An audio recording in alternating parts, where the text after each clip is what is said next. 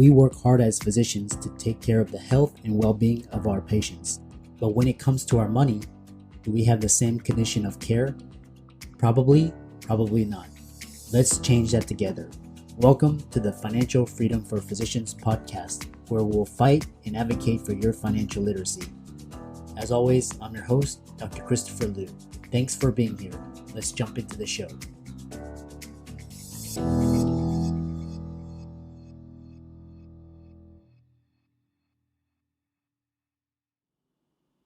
Hey guys, I want to welcome you guys to the Financial Freedom for Physicians podcast.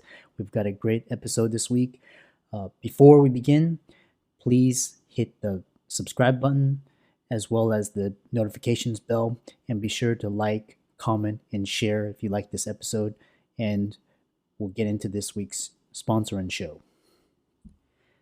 This week's episode is sponsored by CityVest. CityVest has quickly become the most popular and best way for doctors to invest in top-performing real estate private equity funds that are usually reserved for institutional investors. This unique access to investing in these institutional funds is available for the first time ever through CityVest's easy and secure online investment platform. CityVest does the hard work of conducting due diligence and vetting the investments. They even get a third-party due diligence report that is posted on their website. As a result of aggregating a several $million investment amount into their access funds, CityVest gains access to investing in the institutional investment and is able to negotiate better investment terms such as a 12% preferred return. You can check them out at cityvest.com or go to the link in the show notes below. Now on to the show. Welcome everybody to this week's podcast episode for the Financial Freedom for Physicians podcast. And I'm your host, Dr. Christopher Liu. And my mission is to empower physicians to achieve financial independence and financial freedom early on so that they can practice medicine on their own terms as opposed to having to practice.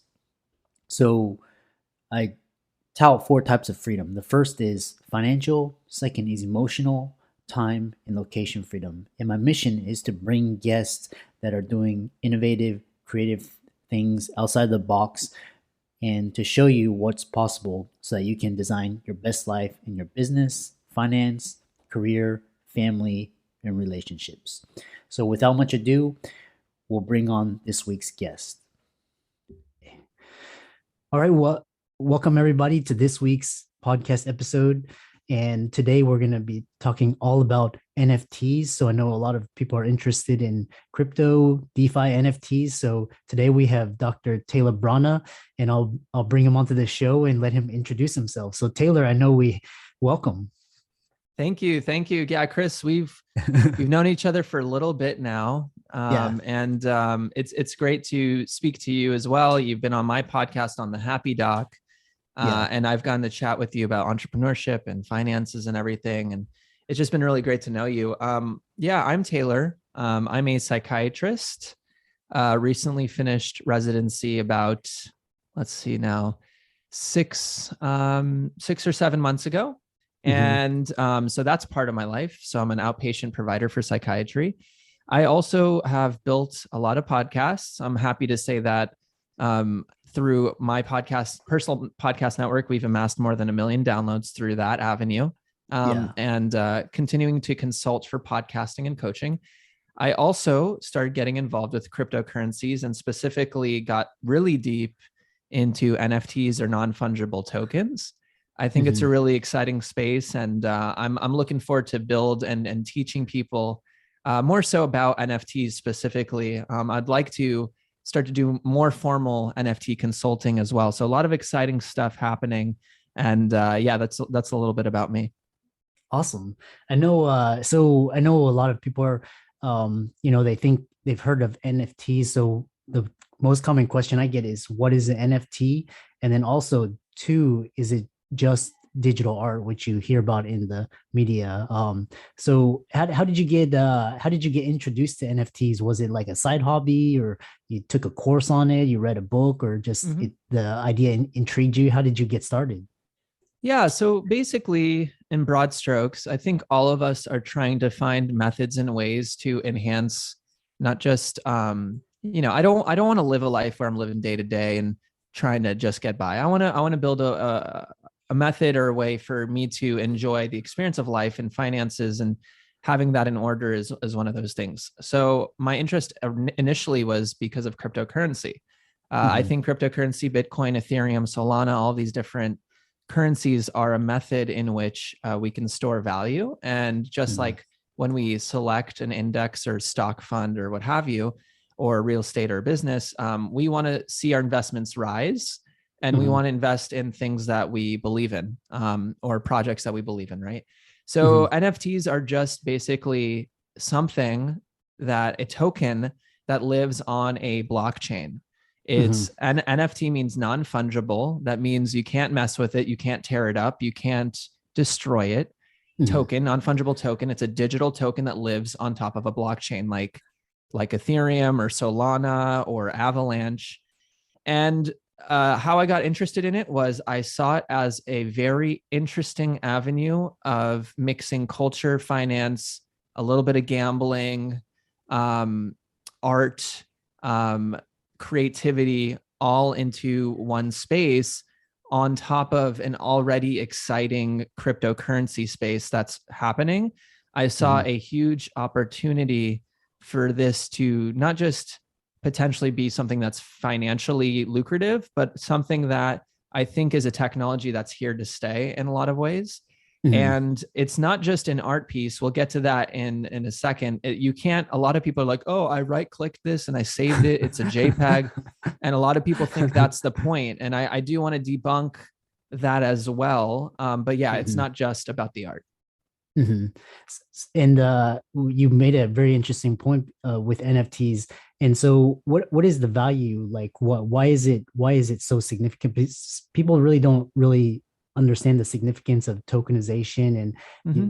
scarcity and authenticity. So, describe why NFT is so significant. Like, still people in my circle don't understand, can't grasp it. Yeah, absolutely. So let me give you a quick example of this. Imagine you have a deed to your house, Mm-hmm. and that deed is specifically on paper, right? Yeah. If for some reason that deed gets damaged or is not able to be verified, and again, I'm not a real estate person, so Chris, this might be something that you have to correct me on. Mm-hmm. That deed could be lost. There's going to have to be different verification methods that are sort of gone through in order for that deed or piece of paper that's verified to essentially verify that your ownership, right? Mm-hmm. Once a token is produced and it's verified by a collection or a specific group, once that's verified, it lives there forever. It's you.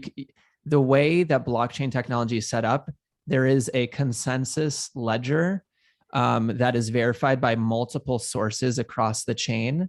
That Mm-hmm. basically it is impossible to mess with this thing. So once this thing is produced on the blockchain, it's living there and Mm-hmm. it is verified and it's this token. So for coming back to the house example, if you could have a digital deed that is a token that verifies your ownership in this thing, Mm-hmm. that's not going to be tampered with.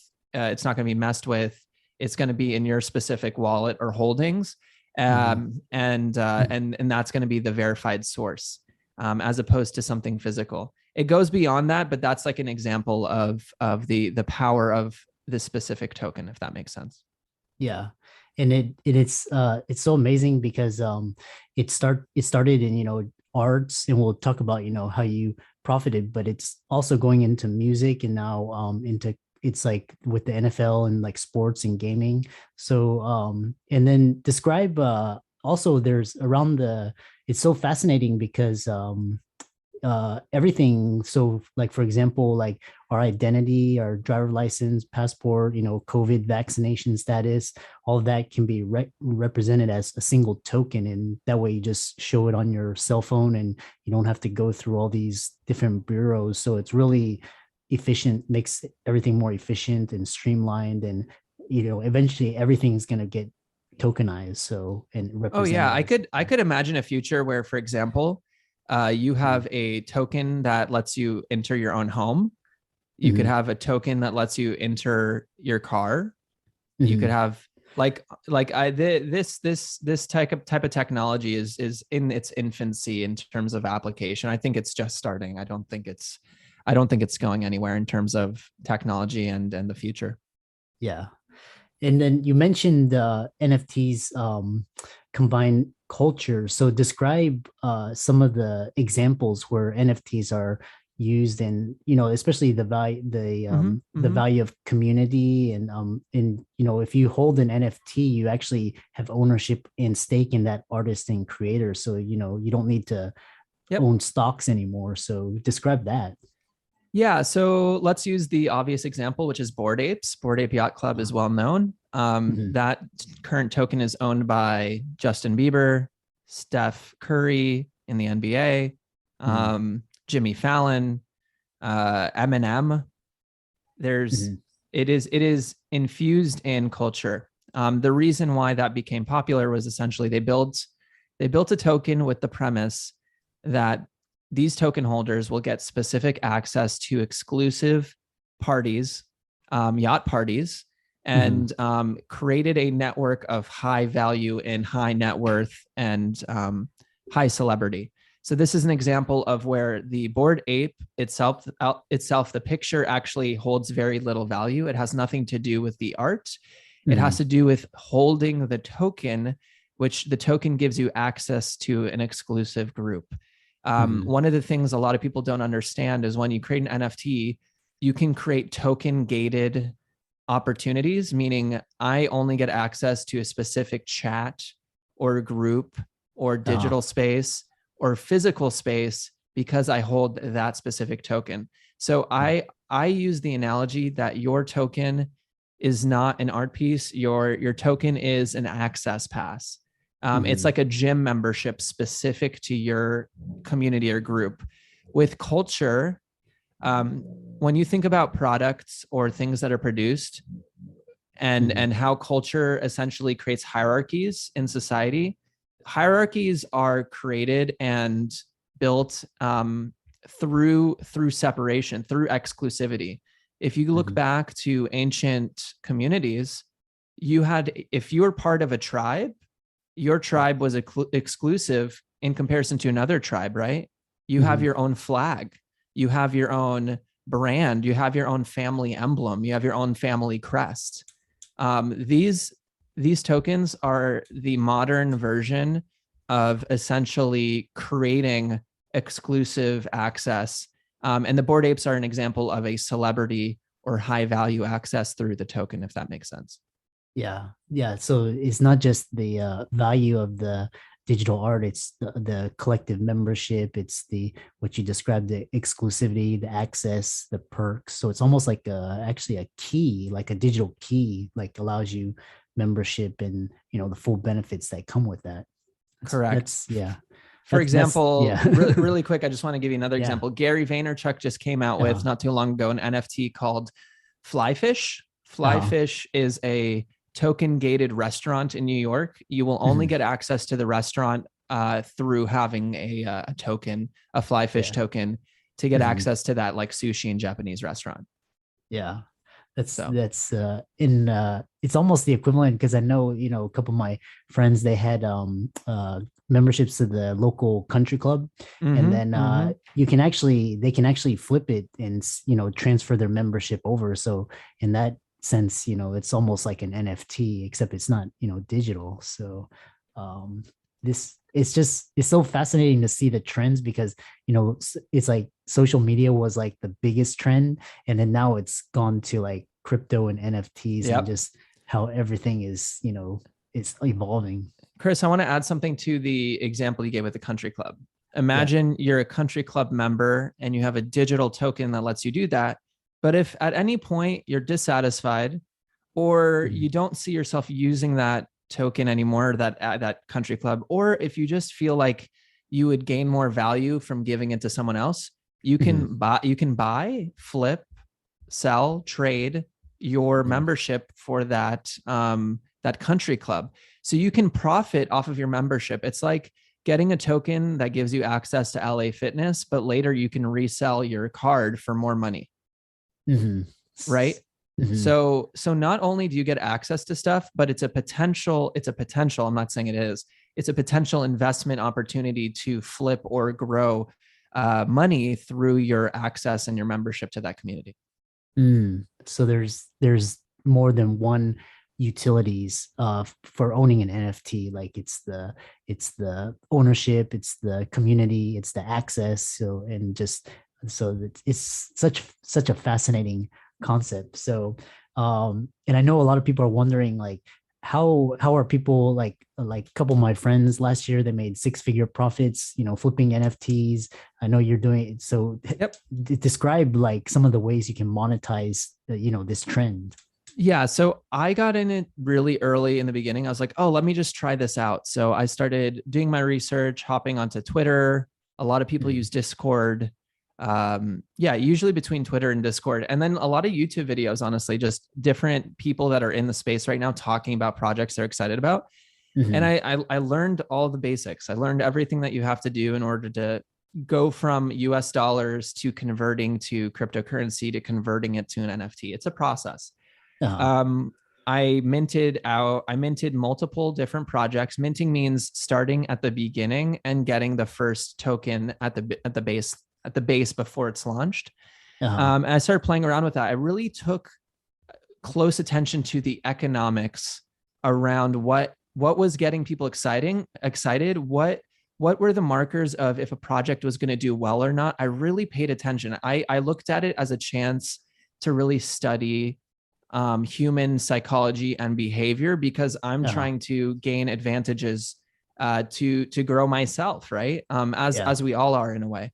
And what I learned from that experience is there are definitely key indicators of things that are more than likely to grow versus not. And Hmm.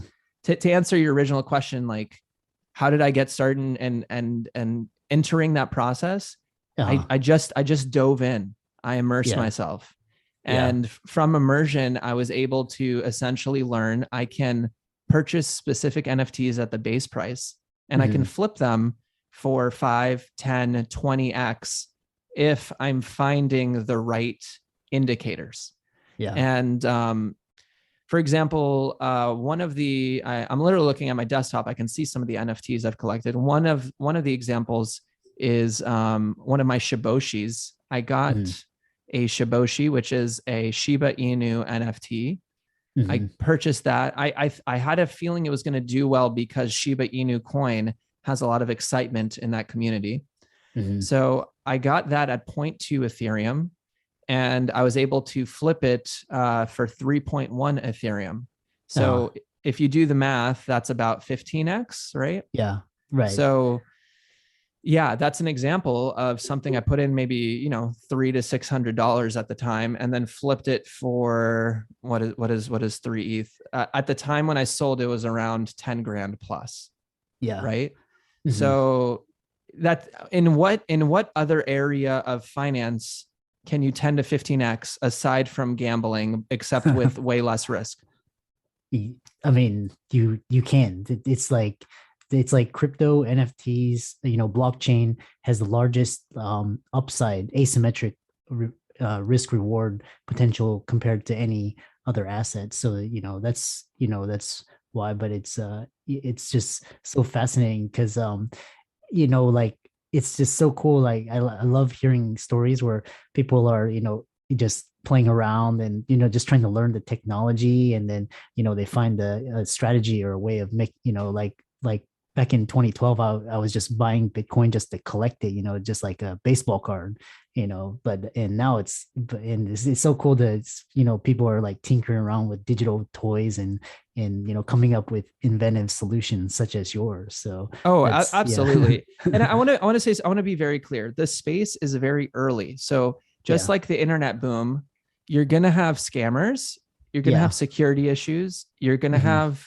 it's the Wild West. So you're going to have simultaneously the most exciting profits and opportunities, and at the same time there are security things to think about. There are potential scammers. That's why it's important to talk to someone like me Hmm. who I will tell you with 100% authenticity, I am the type of person that can educate in a way that I can I can tell people what to look out for in terms of scamming and security issues. And at the same time, I can provide the insight in terms of indicators to look at. At the end of the day, anything you do in the space, you have to do your own research and you Mhm. have to take your own risks. But Yeah. you want to have the right people in place. I call it an alpha group. I have my own alpha group. You want to have Mhm. the right group in place to check authenticity. You want to reach a consensus with your group so you're making good decisions. If you do this on your own, Mhm. it can be tough to have enough information to know what to do. Yeah. So it's very important that the information you're receiving in the space is also accurate, and good decision making principles and considerations are taken into account. Yeah. So I know a lot of people. They're like, oh, they've listened to this up to this now, and they're like, oh, how do I get started? Or, well, briefly, just warn people of some of the, because I know there's a lot of scammers out there. I get like all these weird texts and all of this. So just what are some red flags? Just over broad strokes. Red flags for NFTs. Yeah. Yeah. Like. Um, Mhm. so just like when you're vetting a good business, Mhm. you want to see that the team is doxed, meaning that their identities are revealed. Okay. If they're not, they could hide behind that and try to scam you. When a team is launching a project, there's actually ways to check their smart contract. The smart contract is what they build. It's basically a technology they build their token on. Mhm. You want to have someone ideally take a look at the contract to make sure there's nothing fishy in the technology or the programming. You Mhm. want to see that the Discord is where everyone lives with NFTs. You want to see that there's a lot of people excited about the project in the Discord. Ideally speaking, you want to hop into, a lot of people use Twitter spaces, hop into Okay. conversations to speak to the founding team, or at least be able to speak to founding members or moderators about the project. You want to be Yeah. able to feel comfortable having transparency in terms of communicating and asking questions like, what is the price? What are the goals of this project? Every project needs to have a roadmap. A roadmap is essentially what are the goals of the project. Every project needs to have moderators in the Discord, essentially managing expectations and discussing things. Every team needs to have not just strong art, but a strong community, a strong vision, ideally a transparency about where funds are going Mhm. in advance. The higher the level of transparency and communication from a team, the more you can feel confident they're going to execute well. With that being said, it's still possible a rug pull could happen. A rug pull is the term for when you buy into a project and then they take the proceeds and never execute on Mhm. what they said. It's imagine having an investment in, I don't know, a stock or something into a company like Tesla, and then all of a sudden Elon Musk stops executing. Uh-huh. So yeah, that happens, and so you have to really do your due diligence in terms of speaking to people, hopping in, vetting out the team, ideally hearing them speak, seeing where the roadmap is heading, and ideally, it's best to invest in projects where there's already a little bit of execute. For someone who wants to put in more money, it's Mhm. better to put your finances into teams that are already executing. If you're joining at the ground level, you do get the benefit of having the highest potential gain. But Mhm. the thing to be nervous about is, yeah, there's a lot of upside, but if the team hasn't executed, you don't have the reassurance.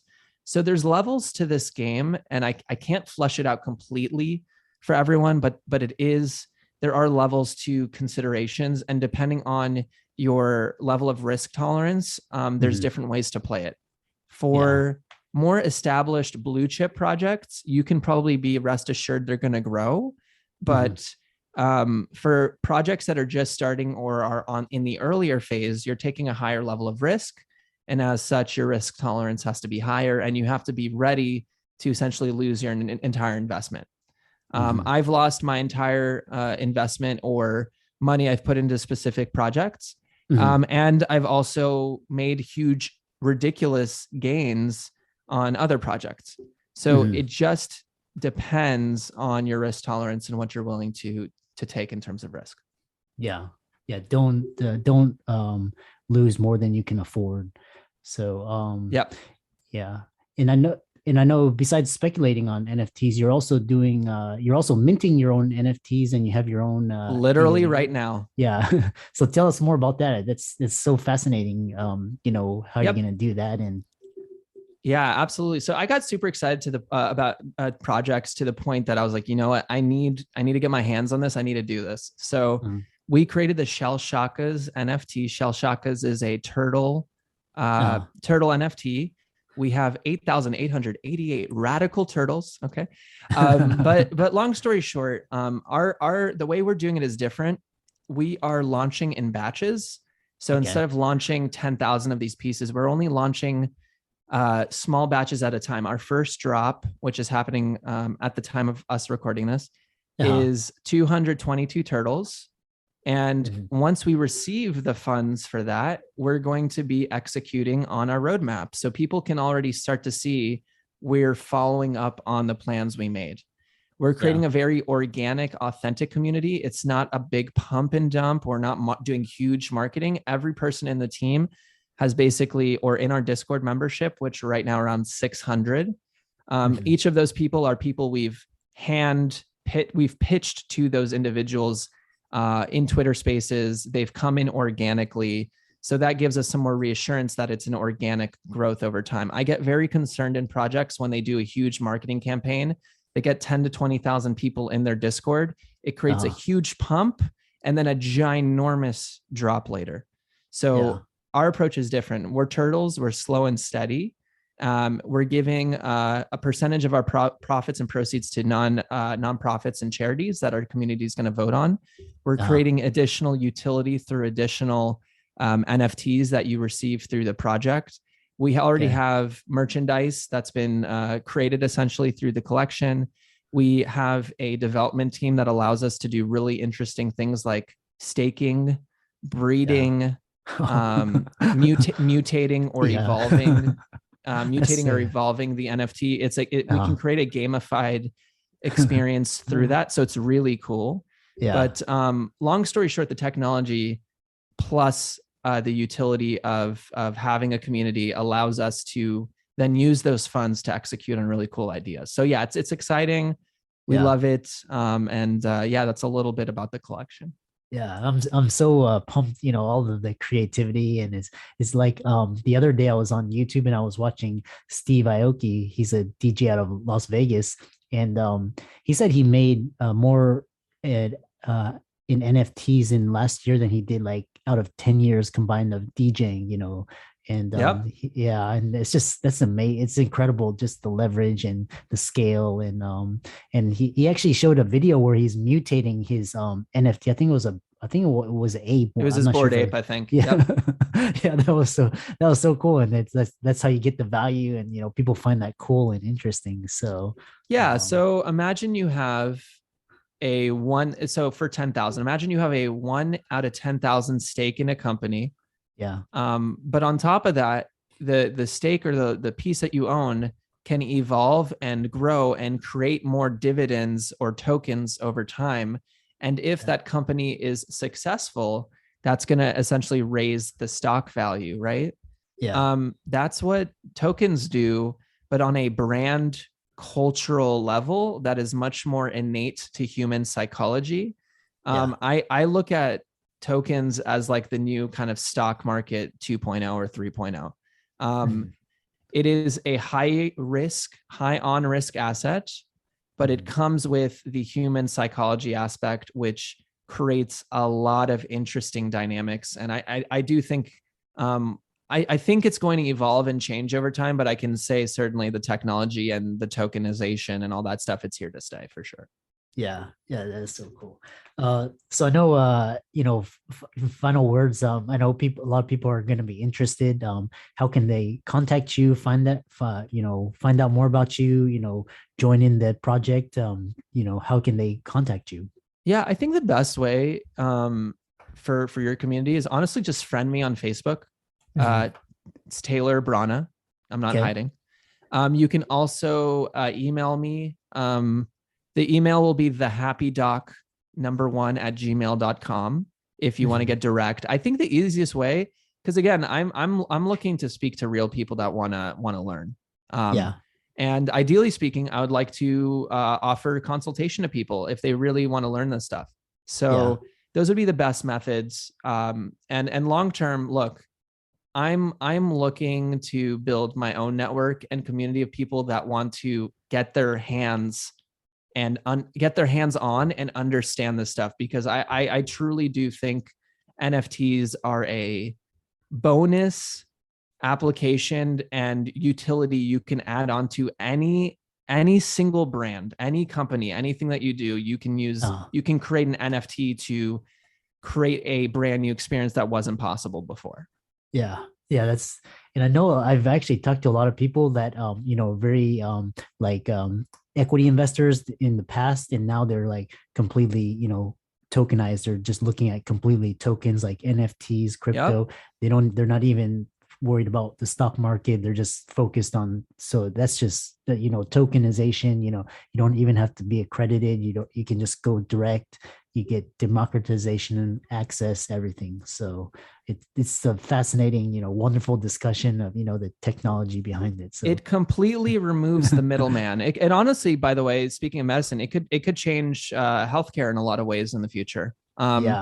Not to get down the rabbit hole too quick, because I know we're closing out, but imagine a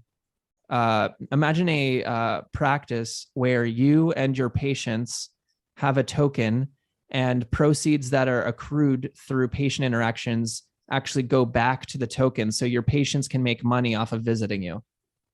Wow. Yeah, I know it's going to like all the insurance, all the reimbursement models, all the, even like virtual care, like pharmacy, this has the potential to change it. Of course, right now. Yeah. Sorry to cut in. I'm just I'm not going to go too deep, but right now I could get a room somewhere, like a private little practice. I'm a psychiatrist, so it's easier for me. Okay. I understand every specialty has their own difficulties, but I could get a room somewhere. I could create a token holding opportunity that by receiving that token, I will give X% of my royalties back to my patients. Mm-hmm. And by accruing patients and opportunities through that business over time, I can incentivize all of my patients to gain royalties through the business. I'm not saying I would do that. Or I could incentivize it by giving them that token, and then proceeds allow me to, for example, allow patient-free care. Let's say there's certain individuals who can't come in or can't pay. Well, we have a little fund that's accruing over time through the token. So anyways, there's a lot of interesting utilities and ideas that can be applied to any space. Fascinating. We're gonna have to have another discussion. I just submitted a Kevin MD articles, just trying to synthesize all the development. So we'll have to keep you in touch, and just because the space continues to just change at an exponential pace. Oh yeah, man. I am in the trenches. Trust me. We didn't even talk about all the fires I've had to put out, but yeah, I'm in the trenches, and trust me, it is. I thought I knew stuff, and every day I'm still intensely learning. So wow, it is just starting. Yeah. Awesome. Well, thanks so much. And we look forward to having you in the future. Thank you so much. I'll see you next time. What a fantastic show. I hope you enjoyed our very special guest. Just remember, as a shout out to our this week's sponsor, cityvest.com. Cityvest gives you access to the best real estate private equity funds with enhanced investment terms, verified due diligence, and lower risk. You can check them out at cityvest.com or click on the link in the show notes below to hear about their upcoming investment offerings. I'm excited that you made it for another episode. You are truly the best. If you've been following the show for a while, you know that my passion is to bring you the education you need to find your path to financial freedom. Please come back week after week for new content, new resources, and great guests. Until then, if you haven't already, please be sure to check out the website, www.drchrislumdphd.com for more support. I'll see you next week.